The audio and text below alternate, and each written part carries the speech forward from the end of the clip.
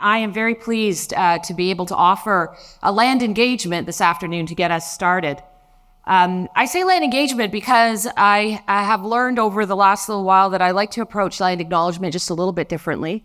I am still figuring out what it means to be a Métis Indigenous urban woman living outside of my traditional territories, which is Territory 1 of the Red River Settlement.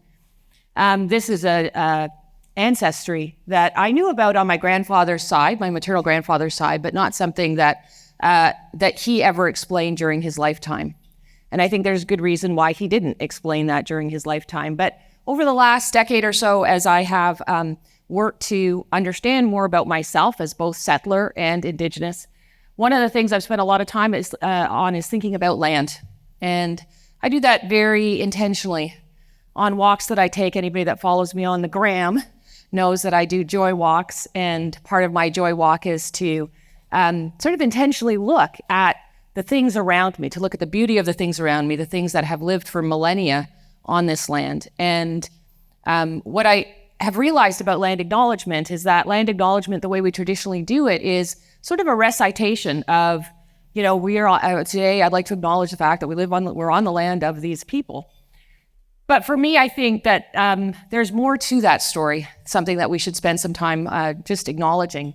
And I'd like to do that by just sharing a little bit of what I've learned about an aspect of land acknowledgement in the London area, the dish with one spoon wampum, which I thought was just one of those treaties that got talked about. And then what I learned about is it's actually a really important Indigenous story that we can learn about.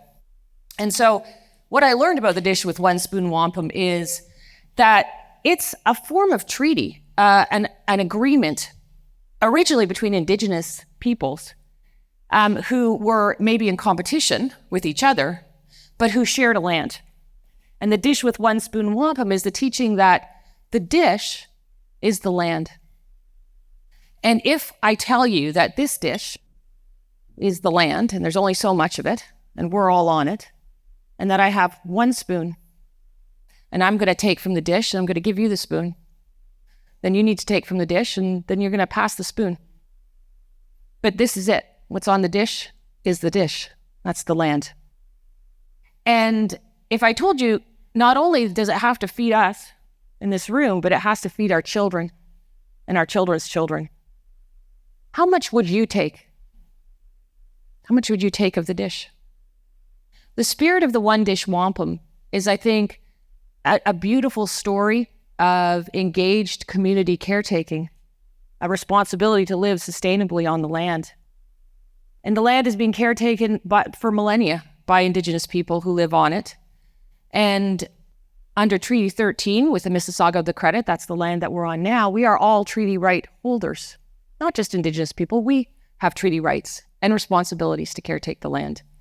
And so with that in mind, I would just like to express my gratitude to the warriors and the artists and the healers, the teachers, the children and the aunties who have caretaken this land for millennia. And that includes the Mississauga of the Credit, the Chippewa, the Haudenosaunee, the Wendat people, and express my gratitude for that and hope that we can live up to that model of sustainability as we seek to reconciliation with our past here. Thank you.